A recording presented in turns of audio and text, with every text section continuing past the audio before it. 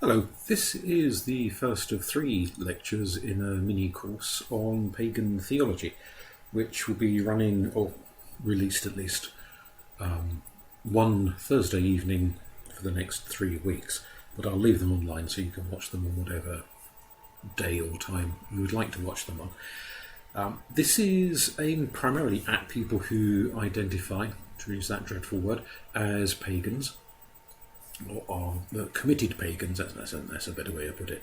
But I'm also aware that there may be people listening to this who are not themselves pagan, but who have an interest from maybe an academic point of view, or perhaps because a friend or relative is pagan and they just want to know a little bit more.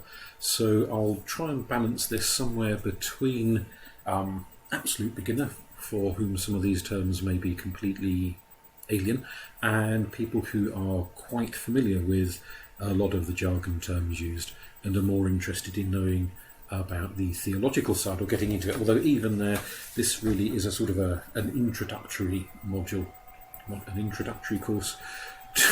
Got my work hat on there talking about modules. An introductory course to the idea of theology within the various different forms of religion that either most assuredly are pagan or at least sometimes get labelled as being pagan.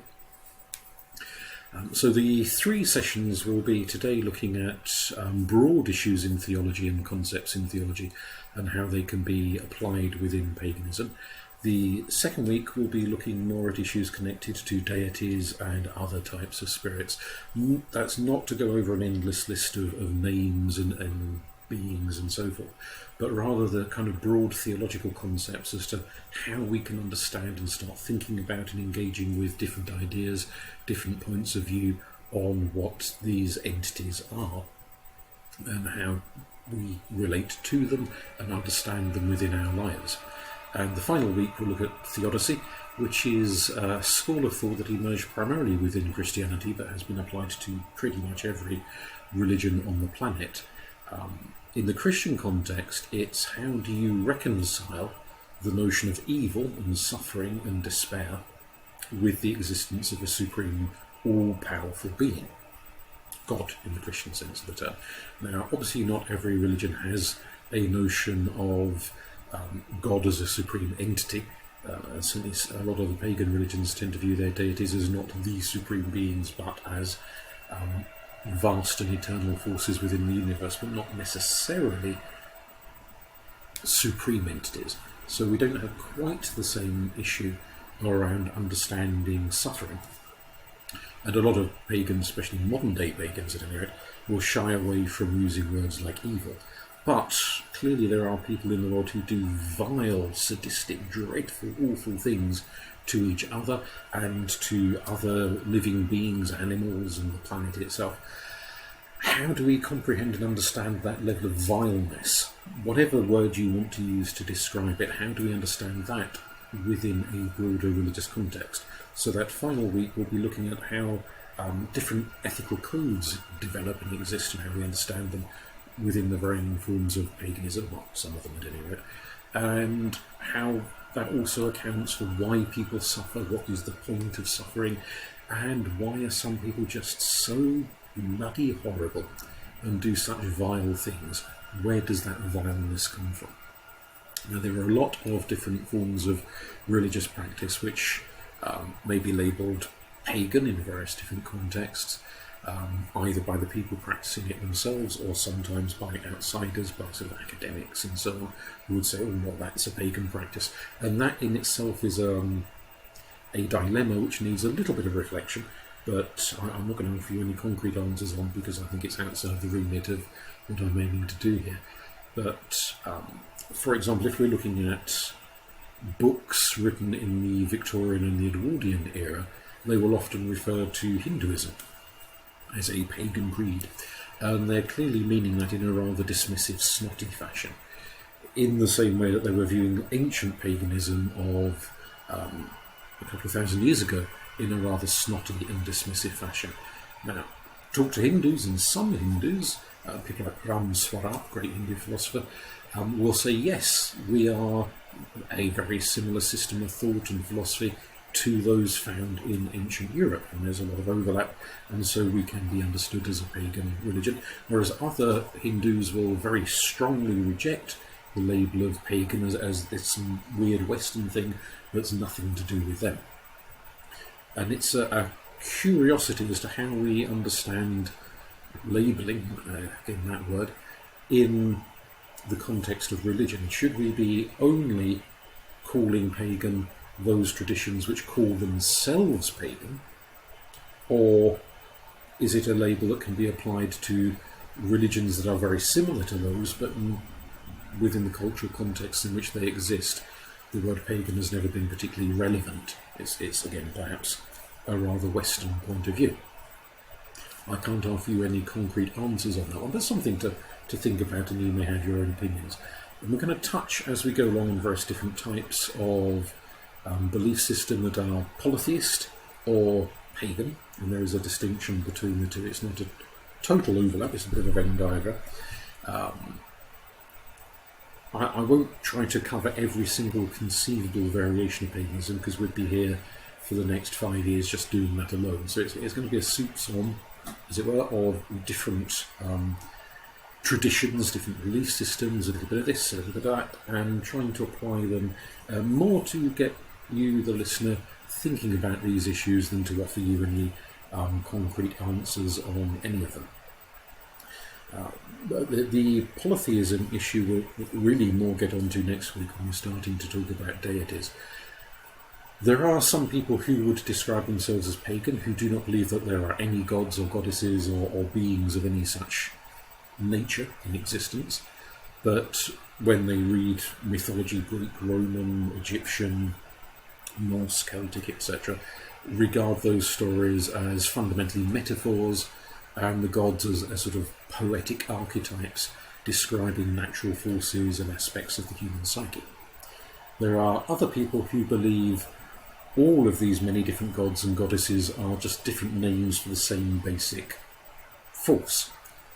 And that force may be beyond all concepts of gender, or it may be understood as a feminine force and a masculine force, so that all of the various different goddesses of the world are different names for the feminine force, and all of the different gods of the world are different names for the masculine force. And some people have a notion of there being a gender-neutral force, as well as a masculine force and feminine force. Other people regard the various different gods and goddesses mentioned in ancient myths as very, very real as I am, as real as you are, as real as the sofa I'm sitting on at the moment, as actual entities, beings with their own personalities, their own wishes and desires and dreams and hopes and areas of interest in existence, and that they're not just interchangeable. So whilst there may be some which are similar to each other in certain respects, just as you can find two humans that maybe look a bit alike, or make similar decisions in life, or are interested in similar areas in life, but are not actually the same person, they just have similarities. So they will argue that you can see a deity associated with thunder in one culture, and another deity from a different culture also associated with thunder, that they are similar, but not the same being. They are two distinct entities. That essentially is polytheism, the belief that there are many, many different gods and goddesses and entities in the world who are real beings to be experienced and engaged with. My own stance is that one. I'm a polytheist. I sometimes think of myself as a pragmatic polytheist, which is not wanting to introduce yet another endless theological term into the debate, but rather an analogy I sometimes used when chatting to people is in Jainism, or one of the ancient religions that originated within India. There is a tale told of 5 blind men who wander along and bump into an elephant, and they're each feeling a different part of the elephant, and one thinks it's a snake because he's touching the trunk, and one thinks it's a bird because he's feeling great flapping ears, and one thinks it's a stone, a temple with stone columns because he's feeling the great thick legs of the elephant. And the whole point of the story is that they're kind of all correct, but kind of all wrong at the same time, in that each is describing what he's experiencing as accurately as he can do so, but none of them are experiencing the entirety. And the point of that story within Jain philosophy is to say that we are all of us in that condition. We are all experiencing a little bit of the universe, and we're describing that little bit of the universe in as good a term as we can manage, but no one of us is experiencing the entirety of the cosmos, because it is so vast and beyond the comprehension of any one person. And so the big picture is always going to be way bigger and stranger and odder than we think it is. All we can do is feel the bit of it in front of us, as it were, and understand that as best we can. And so when I think of myself, describe myself as a polytheist, what I'm essentially saying is that when I experience deity, it feels like lots of different beings, but I'm also conscious that, like the blind men and the elephant, I'm experiencing about that much of the universe, and the rest of it is beyond my comprehension. So if somebody else experiences divinity as one force, or as a symbolic, poetic force, that doesn't mean they are wrong, because we are all touching on different bits of something. And that something is probably so complex, it's beyond the capacity of any one of us to really fully understand it. All we can do is describe as best we can the bit of it we do touch upon. So that's kind of half of next week's lecture gone. So coming back to the ideas within theology that I'm hoping that you will find useful to think about within a pagan context. Many of the people listening to this may already have thought about all of these issues or some of these issues, but there may be some people for whom these terms are unknown. You've not perhaps encountered them before. And so if we move through them, and I'll explain what those terms mean and how they can be understood by different varieties of religion that, for lack of a better word, we'll call pagan for the moment. So cosmology is the role played by religion, and non-religions can engage in cosmology as well. Science engages in cosmology. A description of the universe. What actually is the universe? What is it? What is it like? So clearly astronomers are describing the universe in terms of planets and stars and black holes and meteors and one thing and another. That is a scientific description of the cosmos and what is out there. But religions also have their own crack, and not only the pagan ones, obviously, but Christianity and Islam and Judaism and Taoism and the various other of the world's religions each have a description of what they feel the universe consists of. So an example of this, within Nordic mythology, we have stories that the universe is, particularly the Icelandic approach, is that the universe is composed of fire and ice. And in ancient times, there was this vast complex frozen world and a gargantuan cow who licked at the ice and gradually uncovered the presence of a giant of Ymir frozen in the ice. And as the ice was all licked away and Ymir defrosted, in effect, then his body underwent a variety of processes. He was torn apart, and so different bits of him become different parts of the universe. His skull becomes the sky above the earth, and his blood becomes the rivers, and his bones become the mountains, and so on and so forth. And so the world is composed from the giant, and it's an understanding of both the world, planet Earth, but also, to some extent at least, of what is beyond Earth, kind of a wider cosmology in a sense.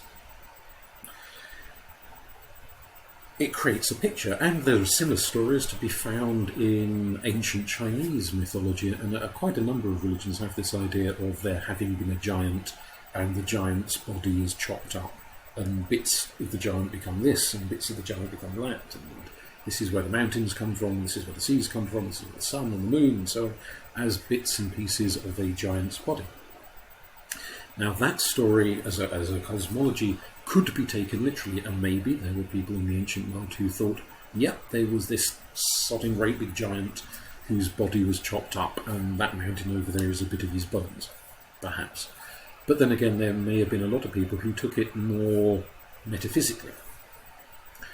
How can you take that story metaphysically? Well, what ultimately is that story? It's a tale that there was a unified force, and that unified force has kind of split apart or altered its manifestation into 1,000 different shapes, into solids and liquids and gases and different types of minerals and different types of metals and different types of living beings, but that ultimately the rivers and the mountains and the stars and the sun and the moon and the humans and the cats and the dogs and the horses, all these different things are ultimately all composed out of the same fundamental basic material.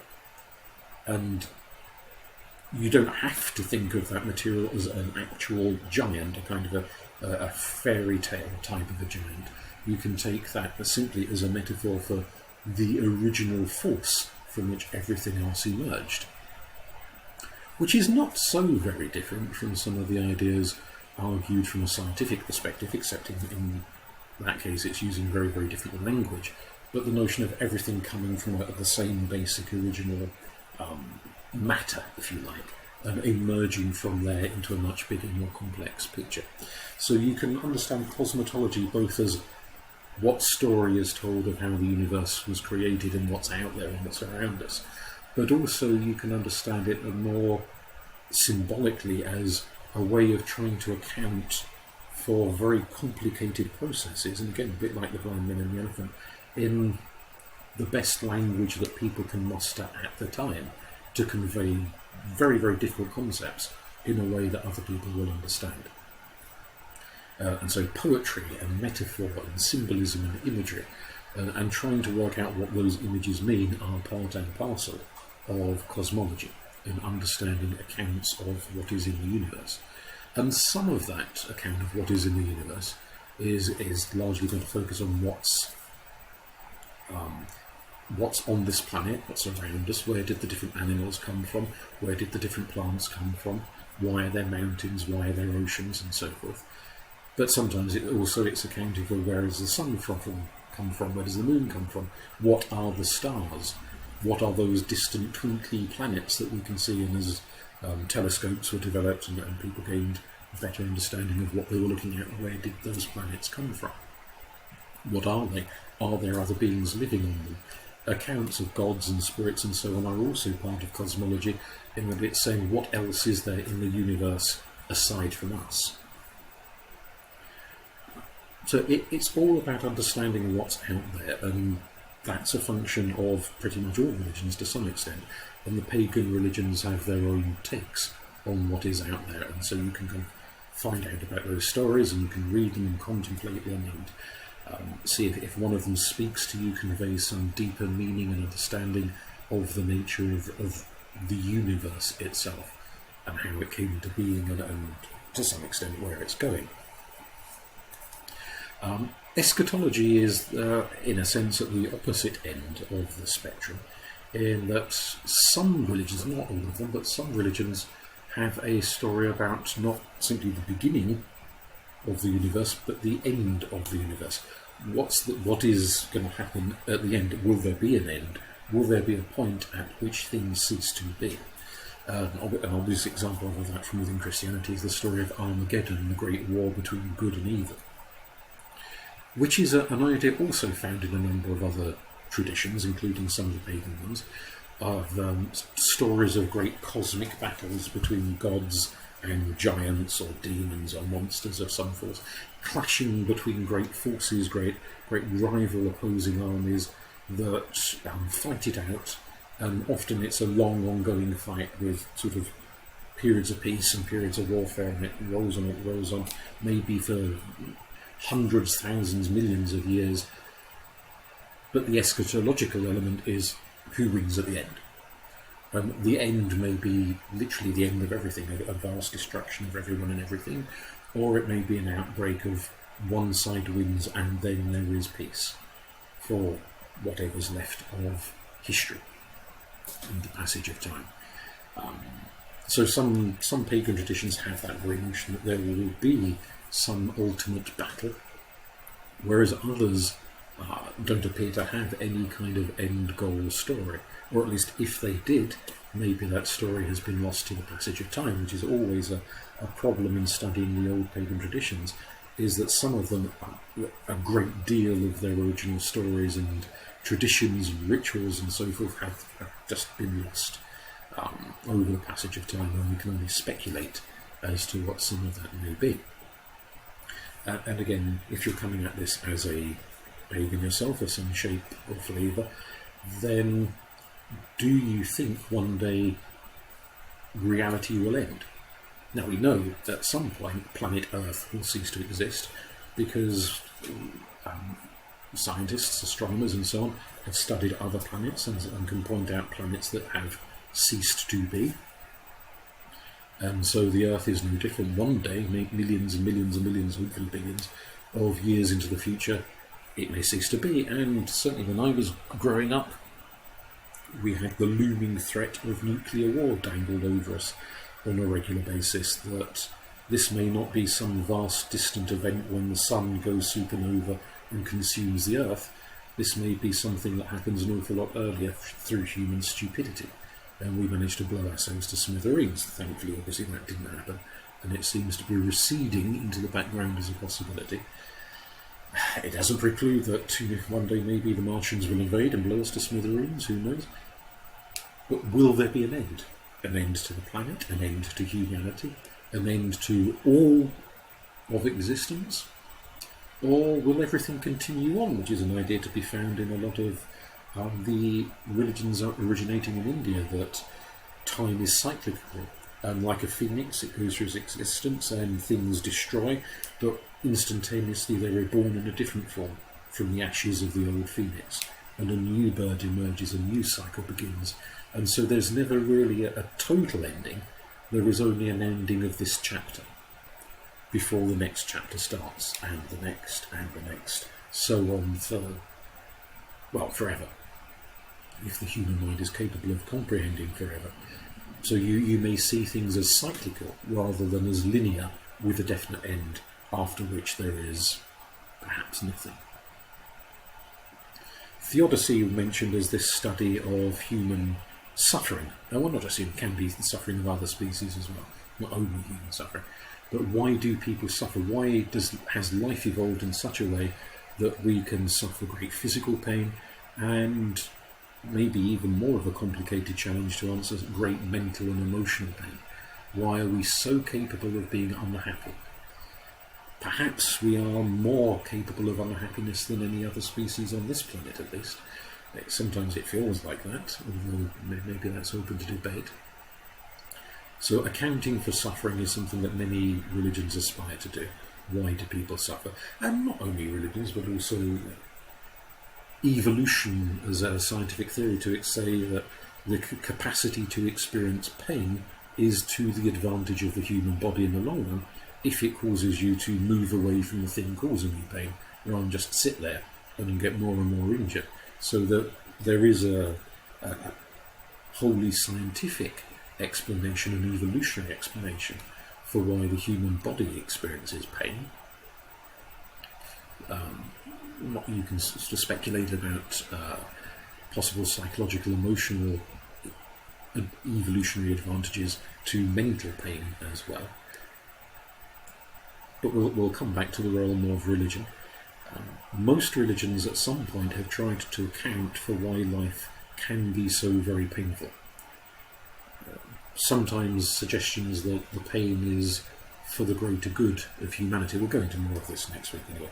But it may be seen as salutary in some fashion, that we become better people, we are improved in some way, like a sword being made where it's plunged into intense heat and then into cold water, and that strengthens the metal and makes it better. That perhaps pain and suffering, both physical, emotional, psychological, is a way of strengthening the soul. A lot of religions argue that. Some see it more as a punishment for wickedness and making poor choices. There's all sorts of different explanations. And then we have the other side of theodicy of how do we account for why some people do just such awful, dreadful, terrible things? Why they torture and molest and abuse and torment and just go out of their way to cause suffering in others? Why are they like that? And again, next week we'll get into more arguments about why some people are just so vile. From arguments made from within different pagan traditions, and you may well be aware of non-pagan religions and their arguments that they make as to why some people are just so dreadful, and whether, which is a kind of a corollary argument going on here within the realm of religion, is it just humans that have this capacity to be vile? Are there other species that have a capacity for cruelty and wickedness? And that can include species of a non-physical nature, so we're not necessarily just talking about cats tormenting mice, but entities of a more spiritual nature. Are there gods or intermediary entities that are somewhere between human and the divine, which are capable of wickedness and sadism? So obviously some religions have ideas of demons and fiends and awful creatures that cause suffering. The ancient Greeks believed that there were the nosoi, entities that caused disease, sentient thinking, so not simply viruses and germs as we understand them now, but beings capable of thought. These entities were amongst those released from Pandora's jar, when, as the story goes, through sheer curiosity, she took the lid off and a whole raft of dreadful, awful things escaped into the world, including the nosoi, the spreaders of disease. So all of the pain and suffering and misery that people have suffered from Lord knows how many diseases over the last few millennia is down to human curiosity, to Pandora opening the jar. But interestingly, because it's a noticeably animist approach to understanding these issues, there is the capacity to negotiate with the nosoi, to bargain them away from them, and not simply in the sense of searching for purely scientific medical cures, but this is an entity, or a set of entities rather, that can be spoken to, negotiated with. They're not just mindless microbes, they are beings with awareness that can be communicated with. Maybe not evil in the, say, the more Christian sense of the word, that even though they cause suffering, they're not doing it out of sadism, that they are simply behaving in a way akin to their nature, in much the same sense that a lion eating an antelope, well, I dare say the antelope probably thinks the lion is wicked and dreadful and awful as its legs are being chewed off. It must seem that must be an absolutely terrifying experience to endure. But is the lion in any meaningful sense wicked just because it's eating an antelope? It's doing what lions do. And so the nosoi are doing what nosoi do. They're not necessarily morally culpable in the way that we apply that notion to humanity. And again, you may have your own views on this as to why human wickedness exists. Is that wickedness also found in other entities? If so, why are they capable of wickedness, and what do we do about it? Which is that really the ultimate goal of theodicy, is not just to describe, but to recommend a positive response. How can you put an end to wickedness? Or at least, if not end it completely, significantly reduce it. Both your own capacity for wickedness, what do you do about that? And other people's capacity for wickedness, which leads us into soteriology, which is the study of, in the Christian context, salvation, but in the much broader context, in theology of the religions of the world, rather than only Christianity. Pretty much all religions have recommendations of things you can do to make yourself a better human being. Buddhist approaches to non-attachment and to meditation and so forth. Different religions have their own approaches that here are things you can do that will make you a better person. so that you depart from this world a much better person than you arrived in this world. Within paganism, we have the various different types of paganism, traditions of things you can do that will make you a better, fairer, kinder, nicer, more compassionate, more decent, but also maybe more honourable, a stronger, a more independent person. Because part of soteriology is not only what to do, but also the notion of what would constitute being better in the first place. So is this trait, this virtue, this moral quality, better than that one? So some traditions put a lot of emphasis on being independent and self-directed and not relying on others or having great expectations of them, whereas other traditions will put a greater focus on compassion for the weak and the vulnerable and looking after them, and again other traditions with other values and other focuses. So it's partly what are the values, but also how do you attain them, how do you improve on yourself to become more like that. And different approaches will have their own views. Ontology is the study of reality. Now, cosmology is the great cosmic reality. Ontology in this sense, and it has maybe a peculiar feature within the various forms of paganism, is addressing the question of what actually exists in the first place. What's real and what's not real. So many pagan traditions have the idea that humans are not the only sapient beings in existence. There are other beings out there. There may be gods, there may be elemental beings, there may be the fairy folk, there may be the Sidhe, there may be trolls and etins, a whole raft of all sorts of different words and from different cultures, and whatever words are used, there is often this sense that we are not alone, that there's lots of other things on this planet, and we may not see them a lot of the time, but that doesn't mean they're not there and doing things. Now, are those beings real, or are they metaphors and poetic expressions? Some people would say they're poetic, they're not actually real. That's their ontology. Other people will say, no, absolutely they're real. I've met them, I've encountered them, I've seen them having an effect on the world. That's their ontology. Do these beings exist or do they not? Likewise, you can apply that in a variety of other areas as to the very notion of what actually is real, what's in existence, and what's simply a kind of a poetic metaphor or a symbol or a representation, or in some other sense not quite real but just a way of understanding the world. And so that's something we'll pick up on in all 3 weeks, looking at these notions of what constitutes reality in different forms of pagan tradition. And alongside the issue of ontology, we have the issue of epistemology. So you've decided that A, B and C are real. Epistemology begs the question, how do you know that? How do you know they're real? What are the methods you use to establish confidence in reality? It's used in the sciences, epistemology, it's used in philosophy, it's used in all sorts of different areas. So I could say that this cup is real. It certainly looks real to me.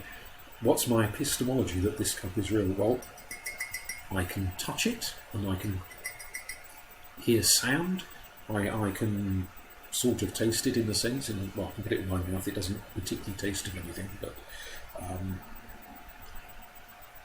it has a physical presence. My 5 senses are registering its existence. Now that's not an absolute guarantee it's definitely there, because many people have the experience of seeing, hearing, sensing something with their 5 senses, only to discover nobody else in the room can see that thing or hear that sound or smell that aroma. And then we get into debates about, are you hallucinating, or are you having a psychic experience, or is it this, is it that, is it something else? The senses are not always an absolute guarantee, because sometimes they can be triggered into delusional experiences of one sort or another. But most of the time they're a fairly reliable guide.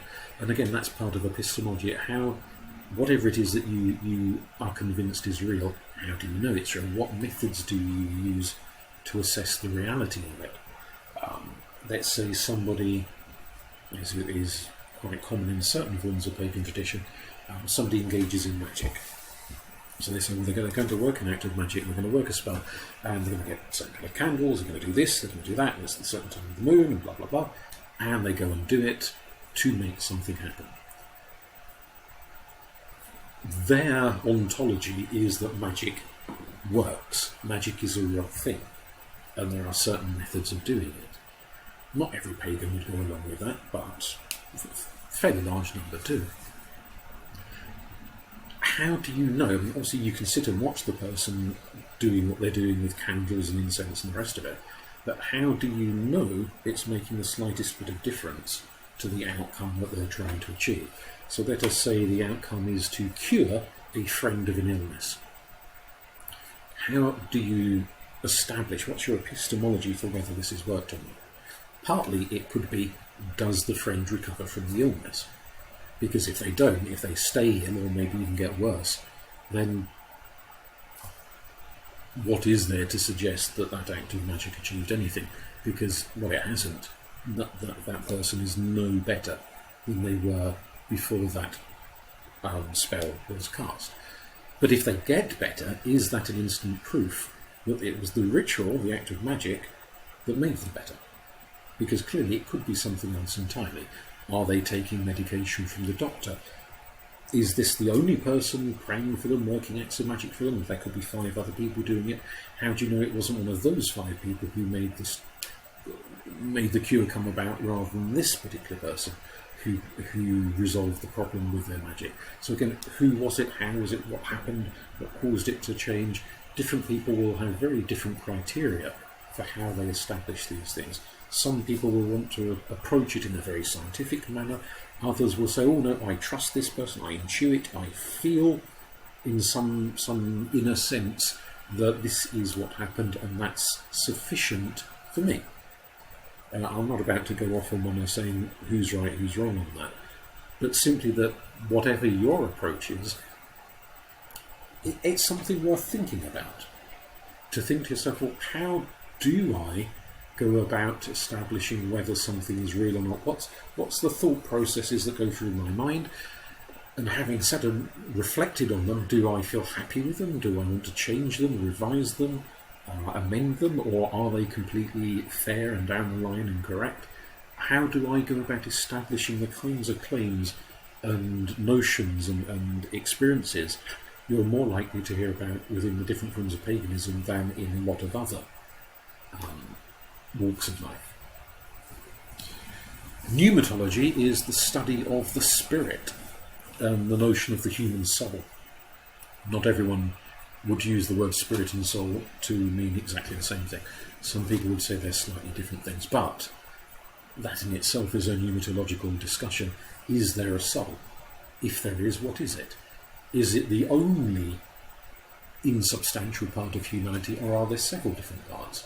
So within Egyptian tradition, for example, there was a widely held belief in 9 different parts of the human entity, of which the physical body was one, but there are also various other parts like the khat and the khabit and so on. So it wasn't simply a soul, it was a multitude of levels, and the belief that all these levels had their own reality. They were actual things, not simply poetic metaphors. But for some people they will be poetic metaphors. So what do you understand of the soul? Is it just humans that have one? Do horses and elephants and zebras also have them? What about trees and rose bushes and grass and mushrooms? Do they have some presence to them?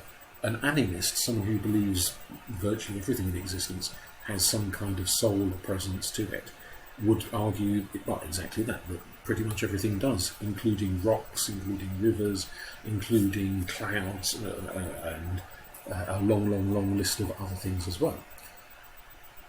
Do you go along with that, or do you think it's only certain things that are enshrined? And is that something you believe in because it's a traditional teaching within the form of paganism you follow, or is it something you came to of your own conclusion, whether or not that is a teaching within the form of paganism that you follow. Either way is perfectly fine, but it's just taking time to think about these issues and understand them. What about objects? So I'm sitting on a sofa. Does this sofa have a soul? There are many pagan traditions, particularly going back to the ancient world, that would argue certainly there are some objects that do. It's a commonly held view that swords had souls because of the amount of effort that went into making them, and they were such special objects and frequently passed down within family from generation to generation to generation, and given names, and their owners, when they were cleaning them, would speak to them and sometimes feed them in various different ways, with blood or with alcohol or whatever, of engaging with that weapon. Now, if that's true of some objects, is it true of all objects or only specific types of objects? If it's only specific types of objects, then what's the process of ensouling the object? So in some traditions there is a ritual to perform in which like a statue or a drum or various different things may be imparted a soul, either by the person who made it or by a priest or some kind of religious ceremonial magical figure who comes along and performs a certain style of ritual, or it may be seen as more of a kind of just a mysterious happening, that sometimes things come alive for reasons that's not wholly clear and the rest of the time they don't. There's all sorts of different accounts given in different cultures, different traditions as to what's alive and how it comes to be alive, and this notion that being alive is not simply a matter of blood flowing around your veins and breathing and eating and going to the loo and so on, but also maybe something more insubstantial, some kind of spirit presence, so that entities which don't breathe or have blood or eat, at least in any sense that a human would understand it, like a rock which does none of those organic processes, might nonetheless be understood to be alive because it has a soul or a spirit or whatever you want to call it. It has a presence about it, an animus that gives it some form of awareness, which itself is a question in pneumatology. If you have a soul, well, what quite does that actually mean? Does that mean you're capable of thought? Does it mean you're capable of rationality? Does it mean you are capable of hopes and dreams and love and hate? Or does it mean something else entirely?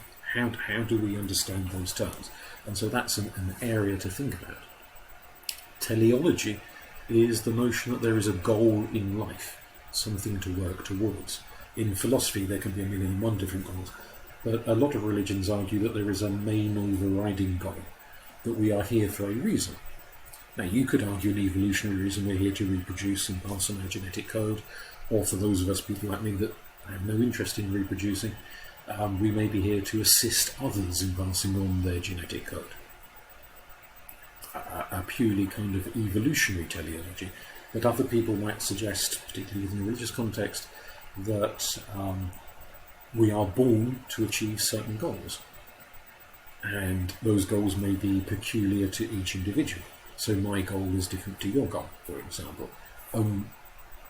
With that comes a question of, well, what happens after you've achieved the goal? Do you just die? Or do you get set a new goal? Or do you get given a holiday where you can go and do whatever the hell you like and not have to worry about goals? What happens after that sense of accomplishment is fulfilled? That destiny or whatever you want to call it is completed. Again, different traditions have their own arguments on this, and it's something to think about what your understanding of paganism and of the world means. Do you have a purpose in life? Is it something that you choose for yourself, or is it set for you by gods, by whoever, that sets some kind of purpose, like a process of karma or of weird, or whatever you may understand the great cosmic forces to be, which direct you to achieve certain things? Is it partly down to previous action? That if you did something in your youth, or for those of you who believe in reincarnation, in a previous life, does that then set a pattern of expectations for this life? Certain things you have to do and achieve and so forth? Or is that not a significant factor?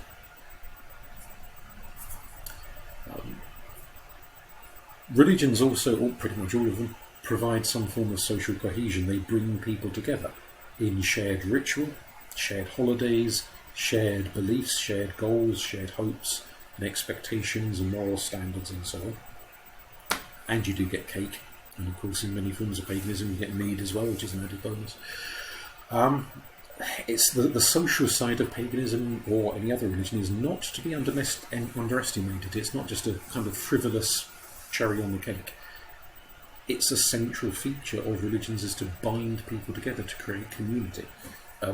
That's something we can think about a lot, because obviously in the ancient world, if you go back to ancient Greece, the various city-states of ancient Greece, people were sharing a whole raft of beliefs in gods and deities and mythologies and so forth, and that bound them together. But these days, the numbers of people who believe in such things is much, much smaller than it was thousands of years ago, and they don't necessarily live geographically close to each other. So once upon a time you could live in a village and everybody in that village pretty much would believe in Zeus or Apollo or Aphrodite or whoever it may have been. These days there might not be another fellow pagan for 10 miles, 20 miles, 100 miles around you. You may very rarely see them, or if you do, it may be more internet contact rather than physical real-world contact. And so notions of community and binding and coming together and shared ceremony and shared belief are substantially challenged by the nature of the modern world, of how we interact with each other.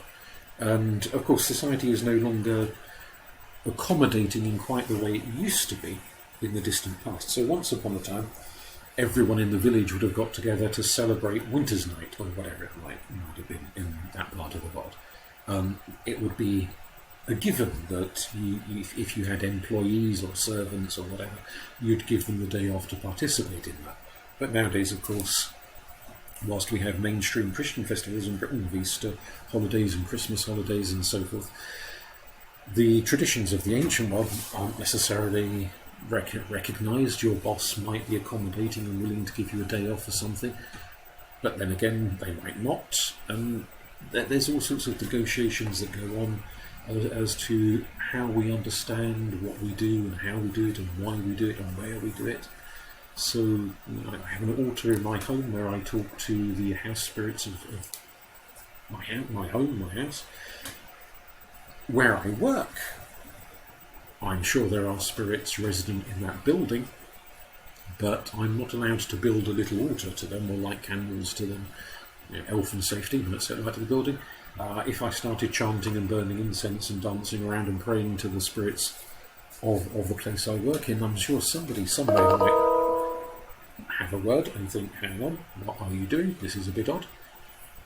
And not want to accommodate it. So how we kind of engage in social cohesion between pagans, but also between pagans and the wider world, is a bit of an ongoing challenge and ongoing debate.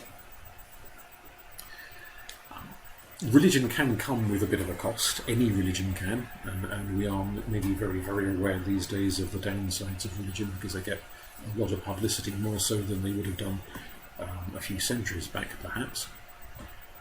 Orthodoxical conformity is an issue where everyone has to believe the same thing, and certainly that's a very dominant feature of certain religions, that there are key points you've got to believe, and if you don't believe, you might be shown the door and considered no longer a proper member of that community. Within the various forms of paganism, there isn't an awful lot that would come under the orthodoxical banner of key beliefs you absolutely have to have, otherwise you're no longer considered a pagan. That said, an individual group, a particular coven, a particular hearth, a particular druid grove or clan, they may have beliefs specific to themselves and say to their members, well, if you stop believing in X, Y and Z, go and join someone else because you're not really fitting in the group anymore. And in a similar way, orthopraxical conformity is less about what you believe and more about what you do, participating in certain rituals, behaving in a certain manner. Again, in the ancient world, that was a prominent feature of a number of pagan traditions where there were certain things people were expected to do in the ancient world. Whether or not they particularly believed in them was neither here nor there. As long as they did them, that was the key thing. In modern-day pagan traditions, there's, again, difficult to identify certain things that everyone has to do or you're shown the door. But within specific groups, there may be a sense that you have to turn up for this ritual and that ritual, and if we haven't seen you in 6 months because you've not been to anything, then maybe you will be asked to go somewhere else. So that to a point that may be an issue. A lot of religions put emphasis on compassion, kindness, caring for others, and the sense that there is a duty to care and look after others, even if sometimes you don't really like them very much. But you are nonetheless obliged to demonstrate some form of care. And the various forms of paganism also, there's a sense of community, caring, and that caring extends beyond humanity to care for the planet, for other species on the planet, and the earth itself, the land.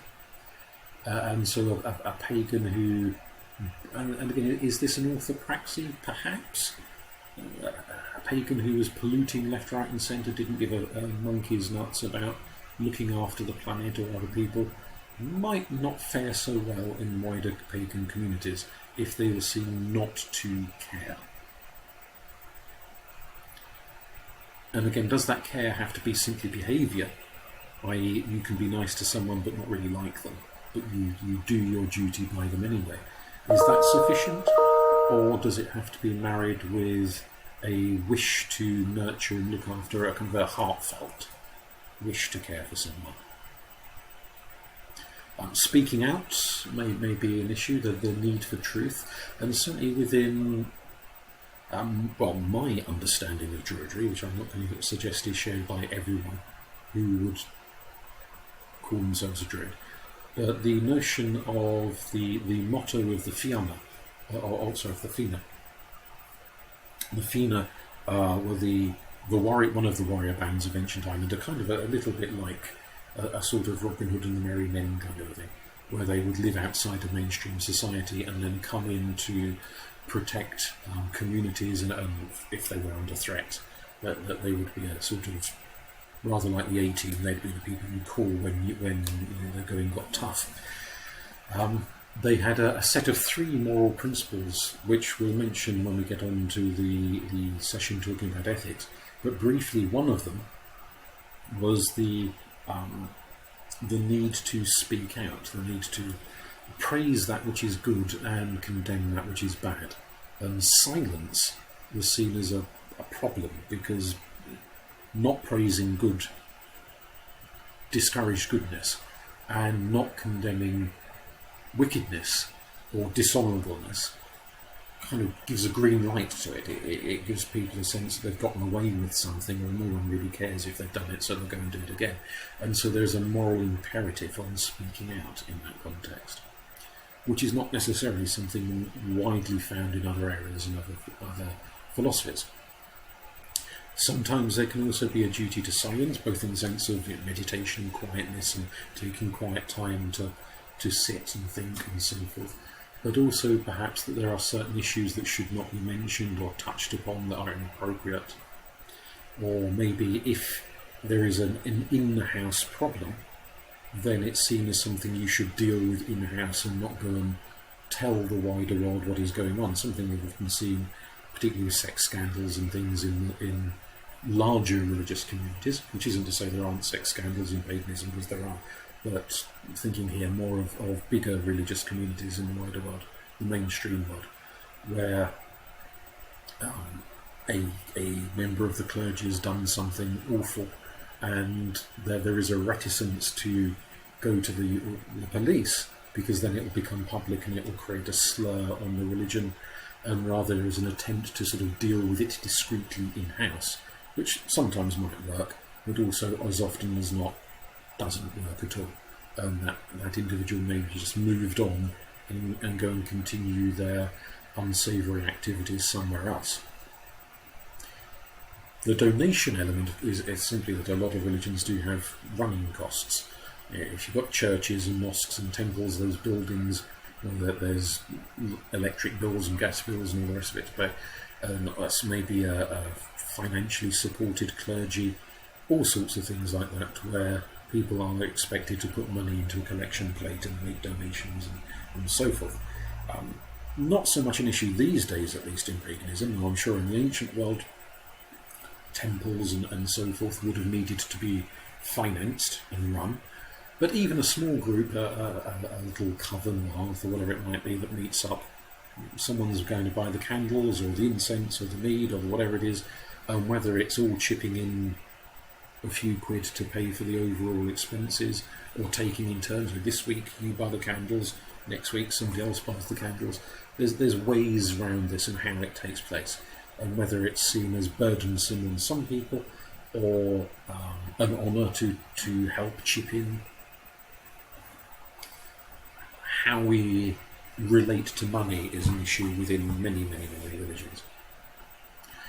There is sometimes a risk of inquisitorial purges. Usually paganism has been on the receiving end of it, and that's been our negative experience, that we've often found ourselves like all the victims of King Olaf being slaughtered in vast numbers when he was turning on the heathens for not accepting the new religion.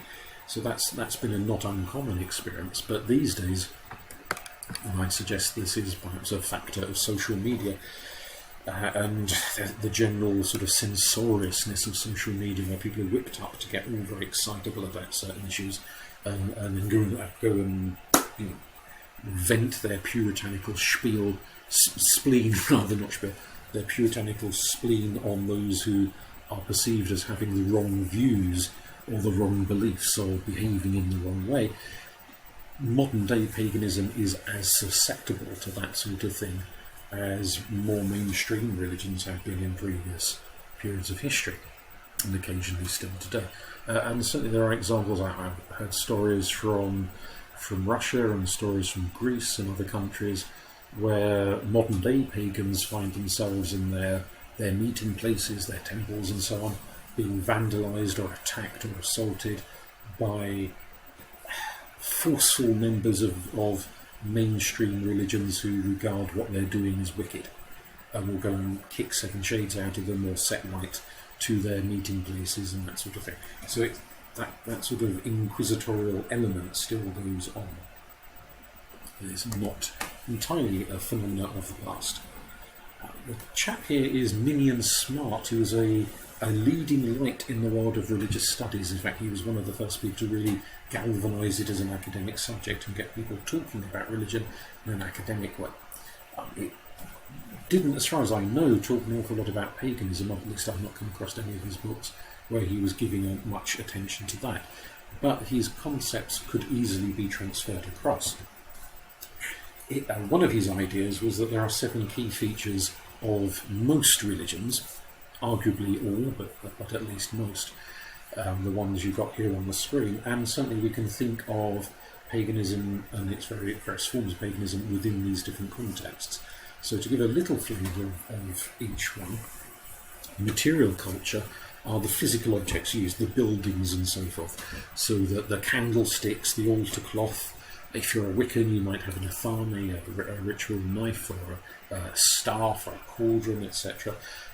Some heathen or a druid might have a drinking horn. There's all sorts of objects that are used, and there's rules and regulations and guidelines around how you make them and how you use them and what you do with them, and whether you feel it to be a living entity, going back to that idea of animism and the animated objects, or whether you think it's simply an object and easily replaceable.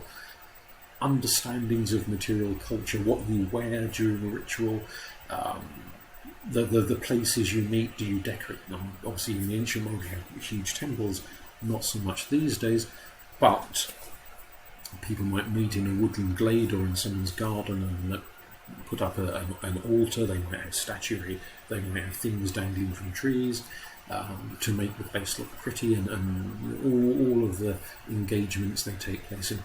How we understand material culture is an interesting thing. The rituals, well, that speaks for itself. Festivals, celebrations during the tides of the year, marking summer and winter, full moons and solstices and equinoxes and so forth, different rituals in different forms of paganism, but also rites of passage in life, birth, death, marriage, etc. Different takes on that and how to do it, and who certain rituals should be done for or who they shouldn't be done for, such as at what age can people get married, for example, and who can marry who. Is it just one man, one woman, or could 2 men get married? Could 2 women get married? What if it's 3 people or 4 people or 5 people for a group marriage?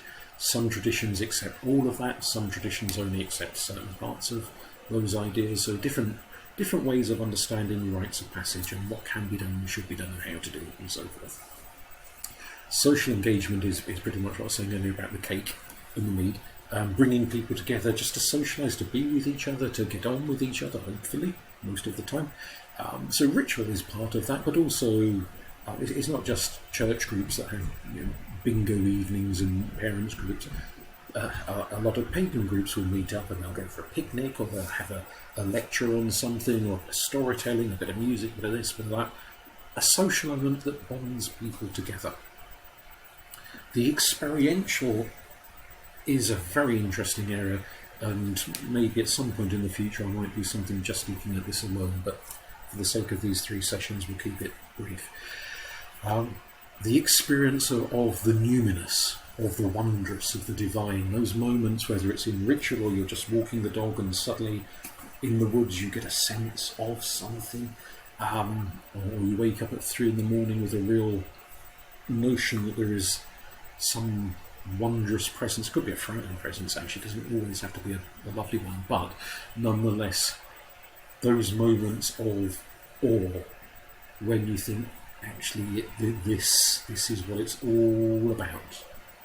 This presence, this sense of being, this feeling that there is things there moving, and presences and gods and goddesses and entities and souls, or the presence of ancestors, or whatever it might be on that occasion.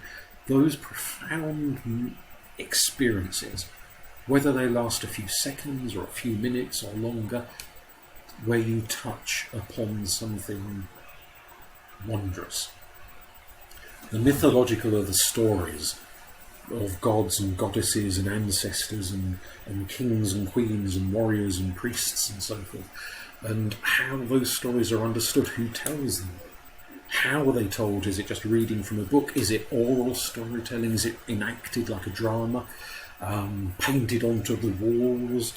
And what do they mean? Is there one meaning or multiple meanings that you can sit and divine imagery and semiotics and deeper understandings of what these stories mean? Are these stories just about human consciousness, the way, say, Freud or Carl Jung often interpreted a lot of ancient mythology as relating to understandings of human nature and why people do what they do? Or are these sometimes ways of the gods themselves kind of giving a biographical account of saying, this is what I am like, this is what I want you to do in the world, this is a glimpse of a divine reality put into story form so that we can understand them better, because as raw forces they are very difficult to comprehend. Is this why, for example, in Greek myth, when the gods appear in their true form to people, those people are incinerated? There's just such an amazing moment that you're reduced to a pile of ash. And so that's why the gods shapeshift and turn into swans and eagles and wandering beggars and one thing and another. Because if we saw them in their raw form, our brains would go. And so the stories are like a shapeshifting, perhaps. At least that's what I suggest there. It's a way of us kind of getting a little glimpse of the divine, but in a way that doesn't blow our heads off, that gives us something we can hold on to and understand. The doctrinal element is not a word you often hear in conjunction with paganism these days, but it's simply a set of teachings, a set of doctrines about what the world is and how it is and how we should treat each other and so on. That's as much to be found within the pagan world as anywhere else, even if we don't necessarily always use words like doctrine. People tend to shy away from that a little bit. But the sets of teachings, what are the teachings of your tradition? Who teaches them is another question. and who do they teach them to? So is there a kind of an induction process in your particular branch of paganism that as a newcomer, do you just say, well, here's a book, go away and read it? Or do you sit down and talk to them one-to-one? Are there classes? Who is seen as being qualified to write the books or teach the classes or give advice on the central teachings? And are there real hardcore central teachings and then slightly more peripheral ones which are a bit of kind of, well, take it or leave it type teachings? Or is it all take it or leave it? Or is it all hardcore? Or how are those teachings understood? How flexible are they? Do the same teachings apply to everyone, or are there different types of teachings for different types of people? And lastly, the ethical bit is how you behave as a good person in the world. How should you treat other people? How should you treat cats and dogs and horses? What's moral, what's immoral as a way to live your life? And who decides on that? Is it entirely down to you, or is it negotiated within the community? Or is there someone with a very big hat who decides, right, this is it, and these are the rules, and you've got to follow them? Obviously, that's more common in some religions than it is in others, but doesn't mean there aren't people in paganism who would like to wear a very big hat and bark out orders to other people. How do we understand ethical codes? And we could get into realms of deontology and teleology and utilitarianism, but I will leave that mainly to the last session to think about those issues rather than doing it now.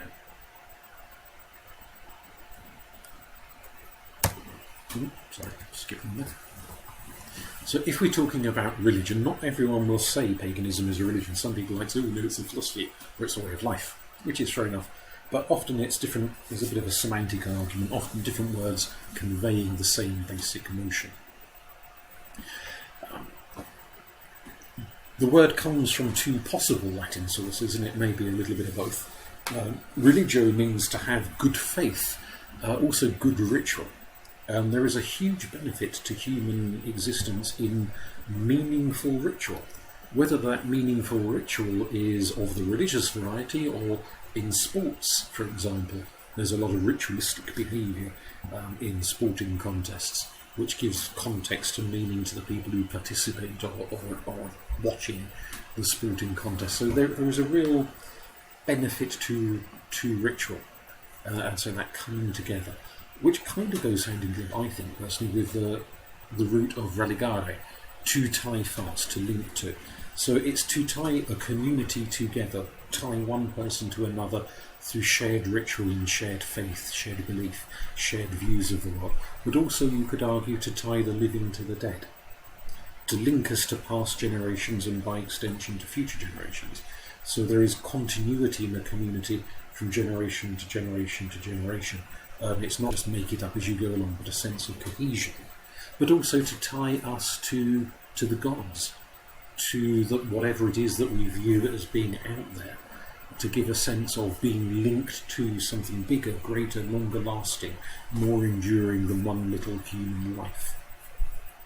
Whether you simply see that as the mountains and the rivers and the oceans, or whether you see that as sapient spiritual presences, however you want to define it, a sense of being linked to, tied to, stabilised, to tie fast, to make stable, in the greater picture. I've already mentioned that some pagans believe in one supreme entity, others believe in a two-faceted, of which all else is an aspect. Some believe in a whole raft, as I do, of polytheist presences. Some don't believe there's any, and it's all just metaphor and symbolism. So you get all of these different variations and principles, a whole range of different beliefs, and this is one of the ongoing arguments, is with so much variety. Are we really talking about one thing, or about 350 different things which have somehow been lumped together, when really they perhaps shouldn't be? Therein is an argument. The pictures here are just to give an example. I won't dwell on this, but just to give an example that it can be difficult to tweeze out features that specifically define a religion or pagan, whether it's a pagan one or a Christian one or a Hindu, Buddhist, Taoist, whatever else one, because you can also find those features in other areas. The ceremony and the pomp and the ritual of dressing up in a certain way, like judges in law courts, or specific acts you do on specific days, like having to go to the football match on a certain day of the week and wearing your stripes, your clothing up, a bit like some people put on their Sunday best to go to church, or pagans might put on a robe, or in some cases go sky-clad, go naked for certain types of pagan tradition. Different ways of behaving, and a sense of commitment to a bigger cause and taking joy in that cause, and that cause can both bind you together. You are the club, you're all together as a football club, but equally it creates an out-group as well as an in-group. So the rival teams are over there. Is that rivalry a kind of slightly tongue-in-cheek, jocular one, or is it a full-on rip their throats out and kill them rivalry? Obviously, at different times and different causes and in different manifestations, sometimes it's been fairly light, and sometimes it's been murderously ruthless. The devotion to a being that lasts longer than you do. I'm a Doctor Who fan, hence the choice of those lads cosplaying different incarnations of the Doctor. I don't know how old that photo is actually, but Doctor Who as a phenomenon is almost 60 years old now, way older than the lads in that picture, and so it's existed before then. For many people it may continue to exist after they have ceased to be. It has a presence, a permanence. The image of the Doctor inspires many people with his adventures and so on, as this kind of iconic figure who embodies a sort of morality of how to encounter life in the universe. And yes, all these aliens are fictional, but for many people it gives them a sense that if I'm encountering different humans from different cultures, or if one day we really do meet aliens coming from other planets, how should we engage in them? Should we keep the open-mindedness of the Doctor that all beings could be encountered, and rather than fearing the unknown and fearing the strange, we should try and meet it with an open heart and embrace it and learn from it and share with it, and only if it is unrelentingly hostile should we start to back off. But rather than just assuming hostility, we should go in with an open heart. And so there's that kind of inspirational openness to something which, yes, is made up, it's a work of fiction, but then a lot of people would often view religion as a made up work of fiction in the same way. But does that make it any less valid if it moves you to be a better person? To be a kinder person, a wiser person, a more adventurous person, a more loving person? Therein is an ongoing debate, and we'll perhaps leave that for another time. The Roman writer Marcus Terentius Varro argued that there were three main ways of understanding theology. At a political level, you can look at a religion and say, what does this do for the people in it, and what does it do for wider society? So it may, like we were saying, provide social cohesion, bind people to wider society, bind society together. And it's an interesting one when, obviously in the ancient world, pretty much everyone in ancient Rome would have believed in the Roman gods to some point, because ancient Rome, the city itself, was very multicultural. It had people from all sorts of countries coming to live there as traders and as slaves and as merchants and soldiers and one thing and another. One of the attempts that Rome did to provide cultural unity with so many different multicultural elements was to encourage everyone, whatever gods they believed in, to also add Roman gods on top. So yes, they could believe in the gods of their homeland, didn't mind about that, but add a Roman god in, go to a Roman temple, dress in the Roman style, speak in Latin, learn to be part of Roman society as well. And so religion had a kind of a unifying element in an empire that was so vast, so multicultural, it could easily have fallen apart. I mean, it did eventually fall apart, but religion was arguably one of the factors that kept it together for a very long time. And religion can be a very motivating factor. I think all those people from different religions who go out and help in soup kitchens to feed the homeless and try and help people with drug addiction and alcoholism and one thing and another, it's motivating them to be very socially involved. You don't have to be religious to be socially involved, but clearly it does motivate a hell of a lot of people to be very caring and sharing with those around them. It gives them an ideology, a structure that says this is a good thing to do. There may well be, I don't know how many pagans are involved in soup kitchens, I've no idea.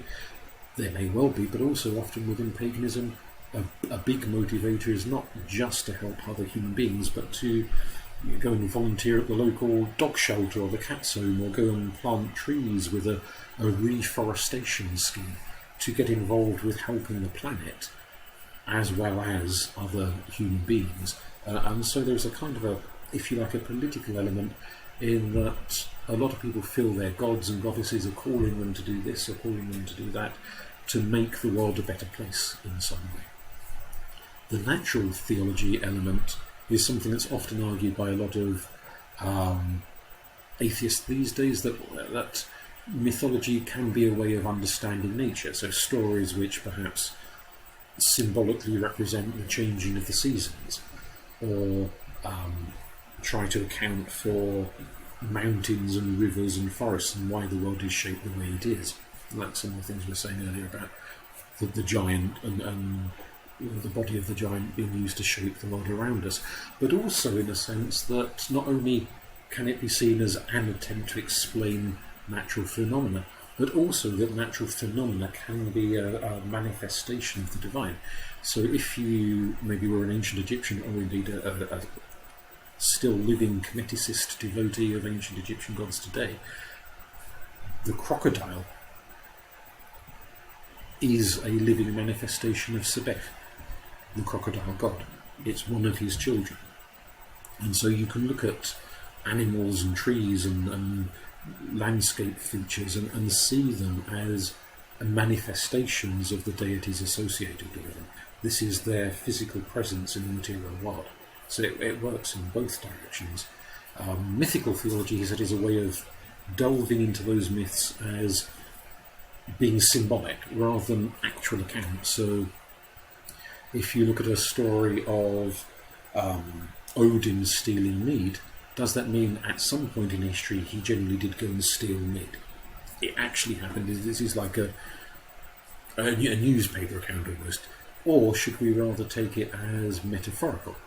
That the mead represents inspiration, creativity, artistry, and at the end of the story, when he's trying to spit the mead into the bowls and so on, that the other Aesir are trying to catch it in, and some of it splatters and goes into the world, and that's account of why do you get poets and musicians and artists and whatnot, that the mead splattered into the world has sort of landed some of it on them, and so that's where their artistic creation comes from. The power of the gods to dispense this raw material of creativity. What is that mead? Is it actually made out of honey and water and yeast and so on, or is this a metaphor for something far deeper? And for Varro, best to understand these stories as metaphor rather than as too literal. They're indicating something much deeper about life, the universe and everything. A chap in the photograph is Balangangadhara, who is a writer in India who has given lots of thought, quite controversial. He's not wholly accepted. A lot of his ideas are rejected by fellow Indians as being misguided. So he's not unreservedly embraced as a theologian. But one of his arguments, which I think is pertinent here,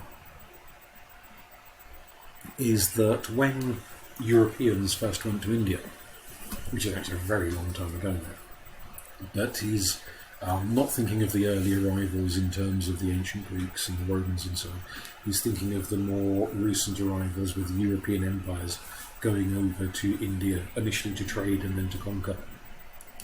That when the Europeans arrived in India at that point in history, they saw a vast number of different religions spread out over a vast area. India is an enormous country, and lots of local sects and traditions and practices and so on. And they found it very, very confusing, and so they labelled the whole lot of it Hinduism.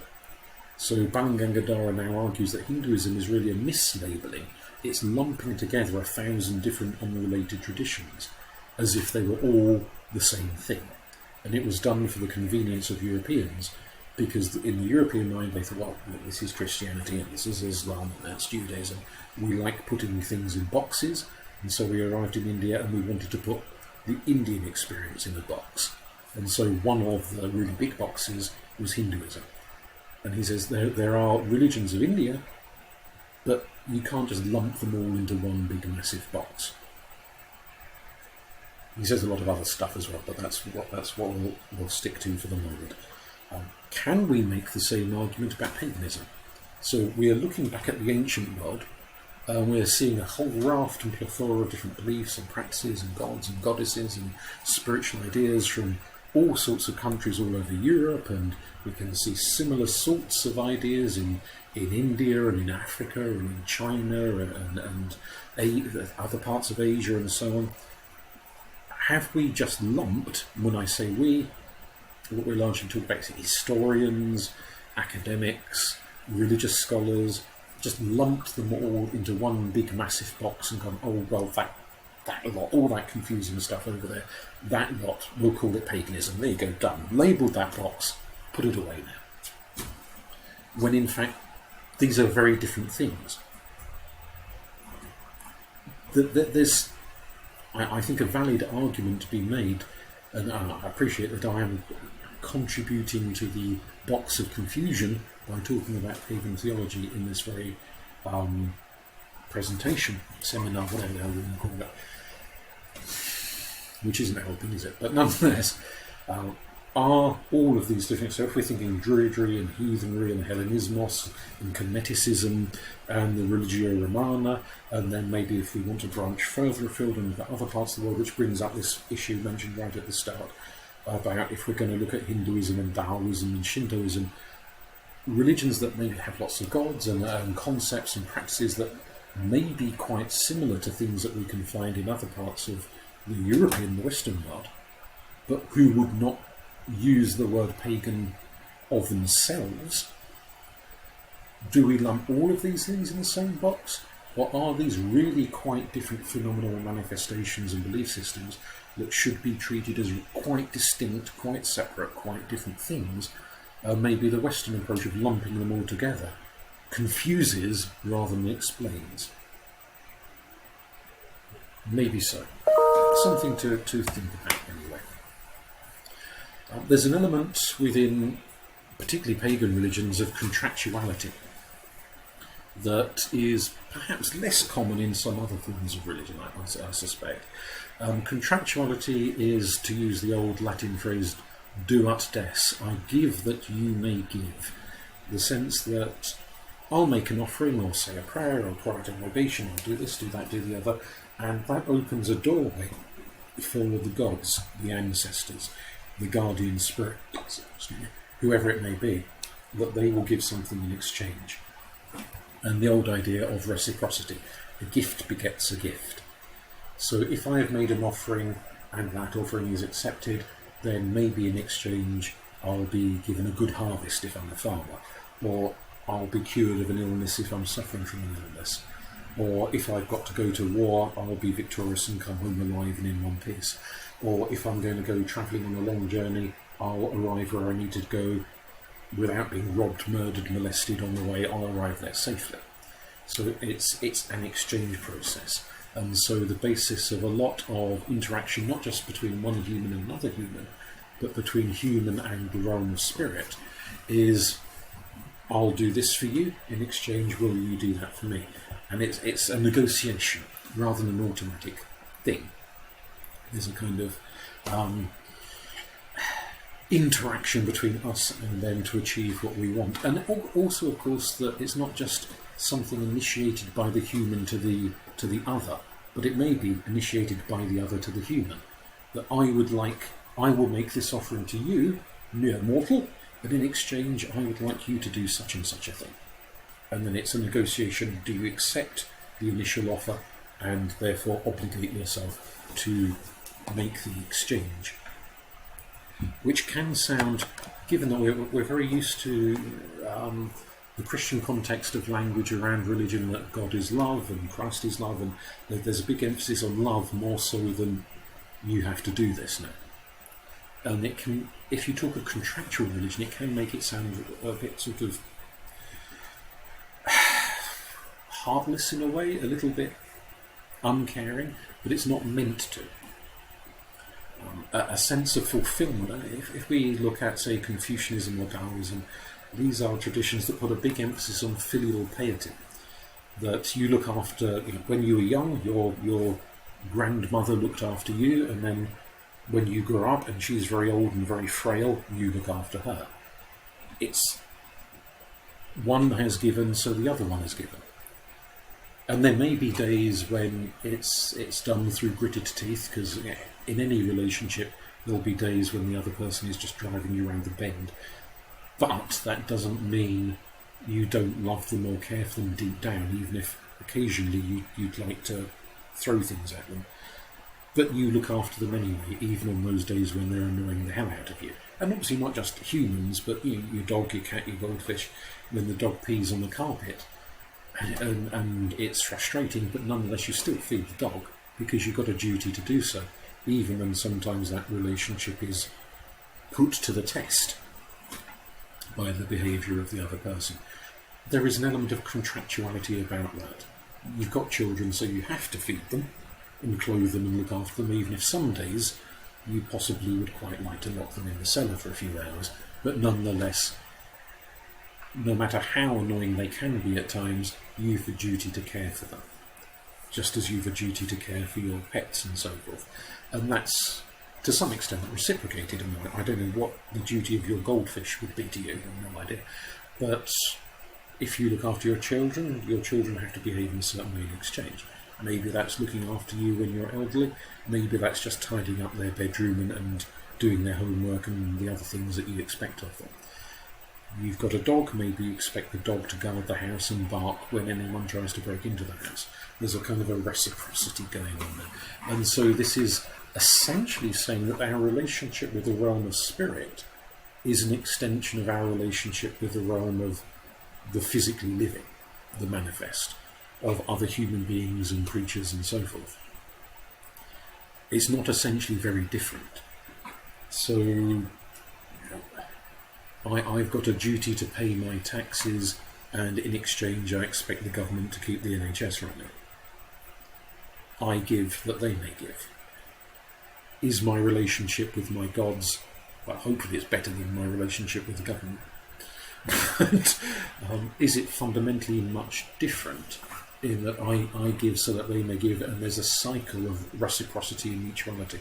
And part of that is perhaps a sense that within paganism we very rarely see or describe our gods as supreme and beyond anything, beyond need. There's often a sense in which we are the machine et Dieu, the machines of God, or the gods, I should say. That if there are things to be done in the world that are part of the divine plan, if indeed there is a divine plan sometimes, I'm not sure, but if there is, then it's the mortal realm who help put those plans into action, to care for, to nurture, to make the world run in an ethical, harmonious fashion. This is all part and parcel of that. One of the things to think about briefly next week is the notion of functionality. What makes a thing a thing? So, and the example there is what distinguishes a chair from a table. Partly you could say its shape and design and so on, but perhaps more to the point, it's often function. A chair is the thing you sit on, a table is the thing you eat your dinner off or put your laptop on and your books and stuff and work at.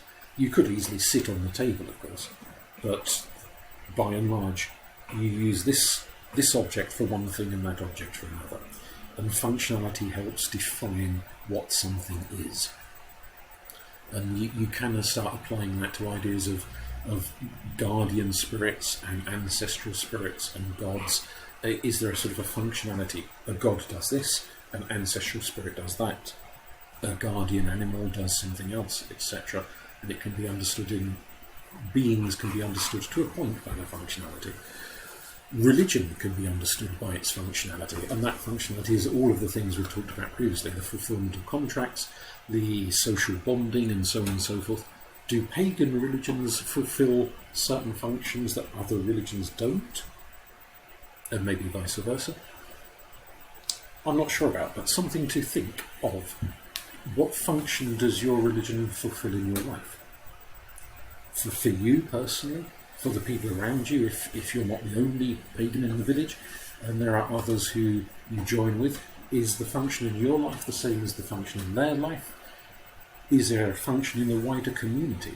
Does paganism perform, or whatever version of paganism you follow, variety of paganism you follow, does it perform a function not just for you, but for the village, the town, the city you live in? Does it offer something to the wider community? Something to think about there. Now, soteriology we mentioned earlier on as the doctrine of salvation, of how to make things better, a person better, the world better, how to improve it. So not necessarily salvation in the Christian sense, but how to make better, how to improve. And I'd argue that there is a definite trend of that observable in modern paganism, which may not necessarily have been particularly present in ancient paganism. It's in connection with ecology. So a lot of 20th and 21st century pagans are very concerned about environmental issues. The notion that the planet, other species, plant species, animal species, etc., there's rates of extinction, rates of loss, concerns over pollution, deforestation, things like that. And the sense that the urban human environment, big cities and so forth, are sprawling, eating up more of the natural environment. The human need for consumption has perhaps got out of control and had a massive negative impact on the other species, the planet around us. And often I think modern paganism sees itself as a bit of a stalwart, a kind of a defence of nature against this unrelenting human encroachment.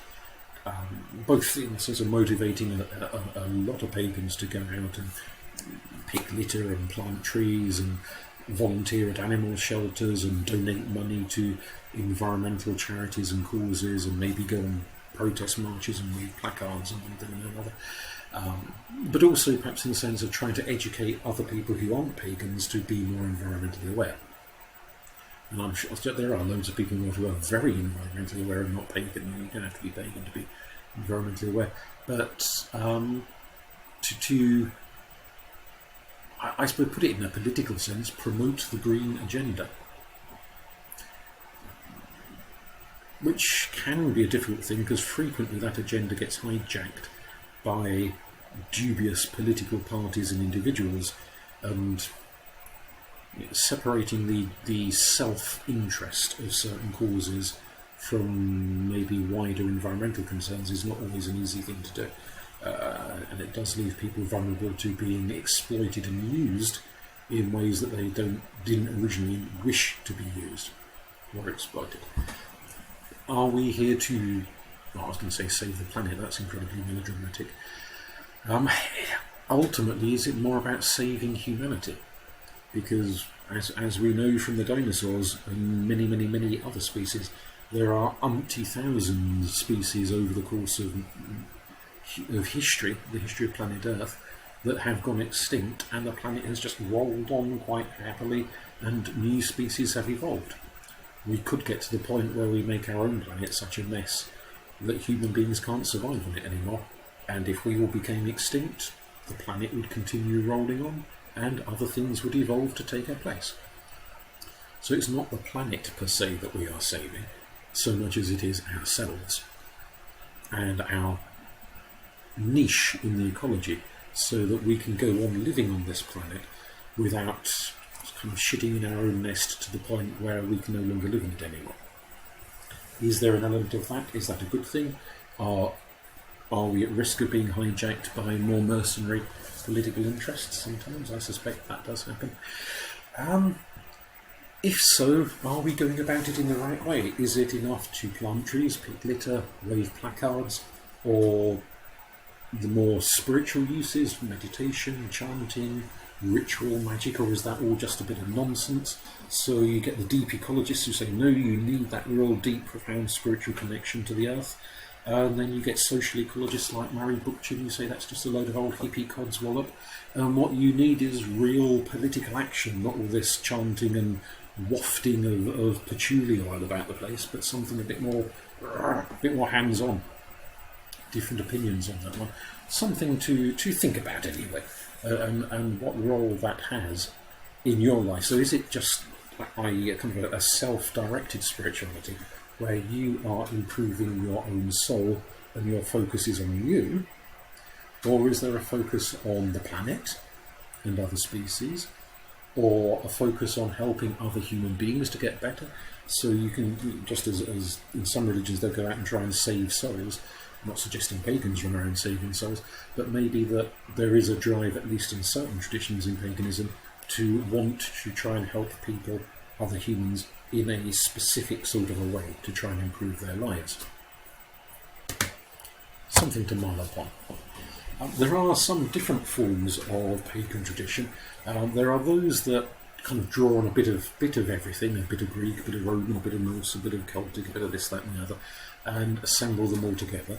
But there are other pagan traditions that are very much rooted in one particular culture, and sometimes perhaps in one particular ethnicity.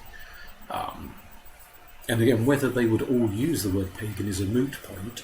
So the Hellenismos tradition is very rooted in Greece and is growing in popularity in Greece, much to the chagrin of the Greek Orthodox Church. Candomblé, in the other photograph there, some people who follow Candomblé would describe themselves as pagan, but plenty would not. And again, it's this ambiguity as to, is it sort of inappropriately labelling people to describe them in some way? Or is it a recognition of common similarities, common practices, shared outlooks, and maybe there are bridges to be built between these different traditions and so forth? Some of the very culturally rooted may be very focused on including people in their traditions and sort of wanting to preserve ancient cultures and languages and music and art and traditions of food, traditions of ritual, very specific mythologies around certain deities with a long-standing association with those parts of the world.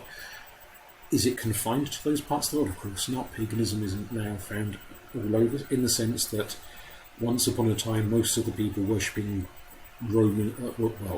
worshipping Norse gods would have been living in Germanic Scandinavian countries.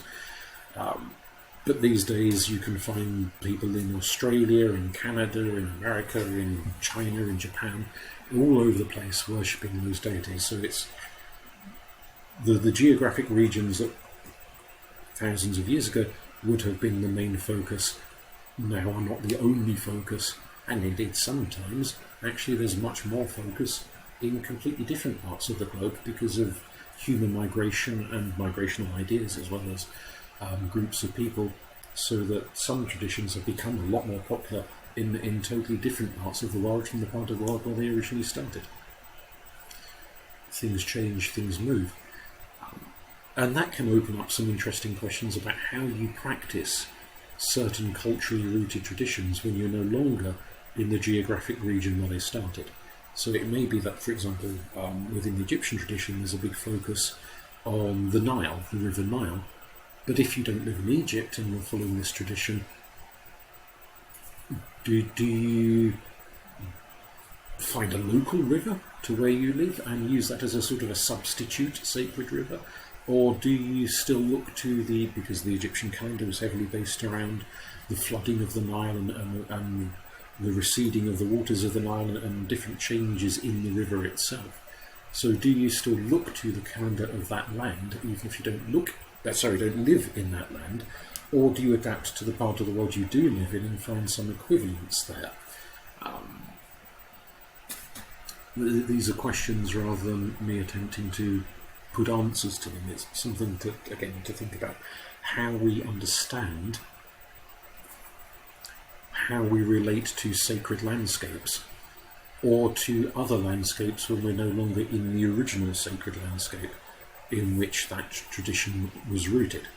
And that goes back to notions of animism and those rivers, those mountains, those forests being holy places with their own sapience, their own awareness, their own spiritual presence.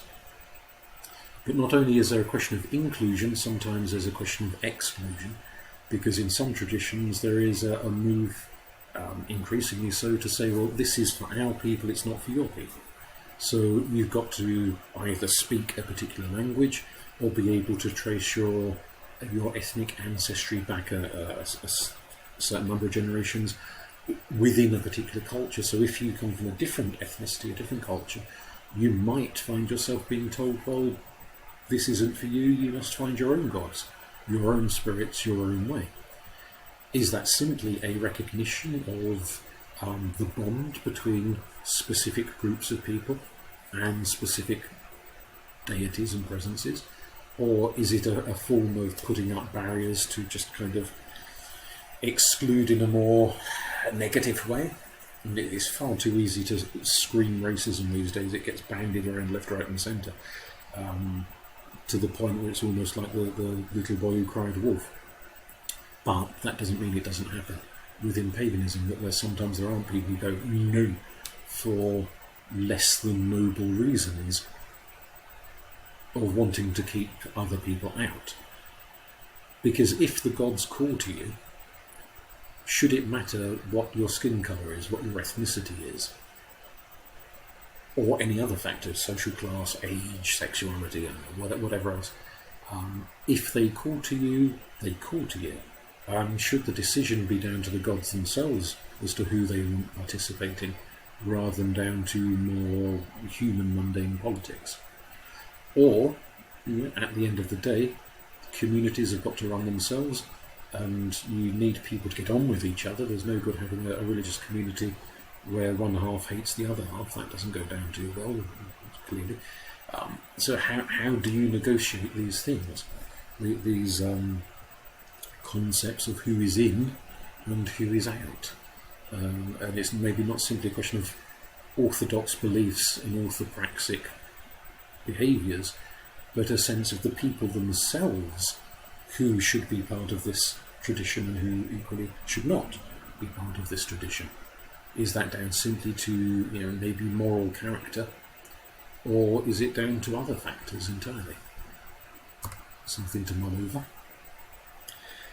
The ontologies we've already mentioned previously about the sort of deep thought as to what is real and what is not, and this is something we'll go over and flesh out in more detail in the second of these recordings.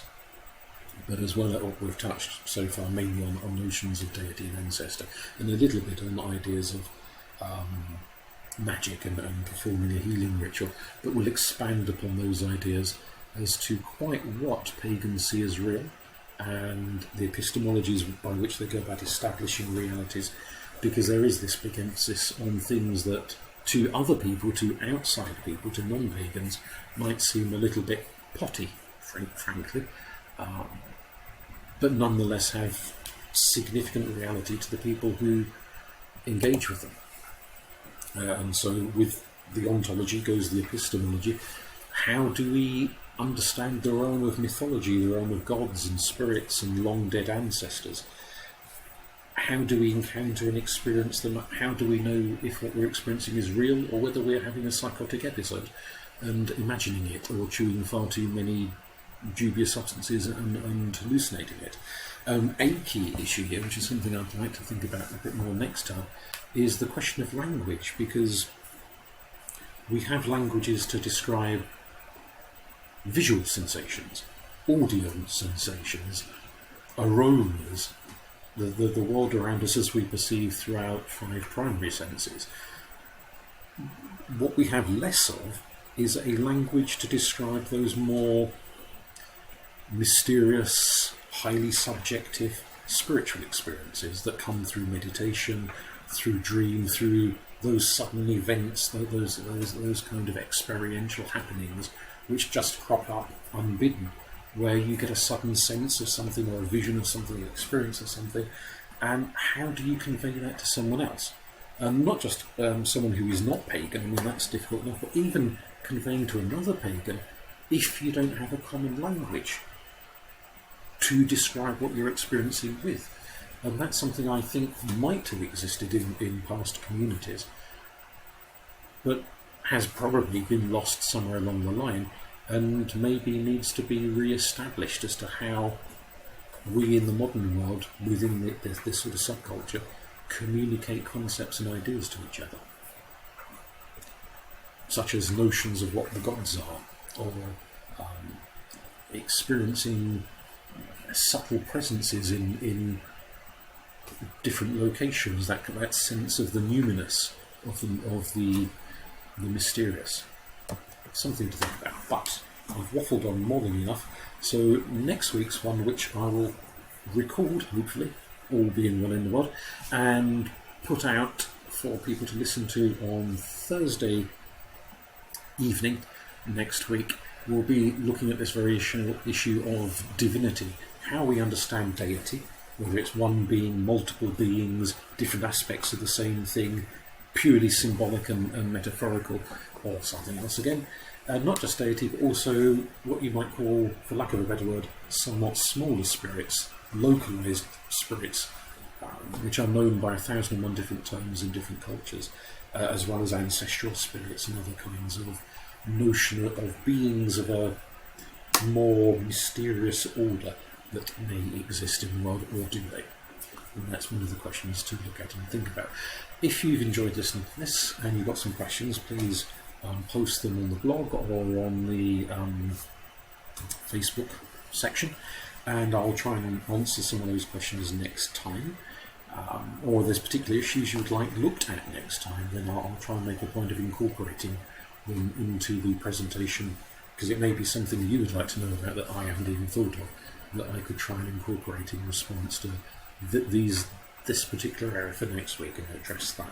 But thank you for listening for now, and as per the posting, if you've enjoyed this, or frankly, even if it's bored you to death, but for some reason you've lasted this long, if you've got something out of it, as a bit of a reciprocity I give that you may give, I'd like to ask people to donate something to their local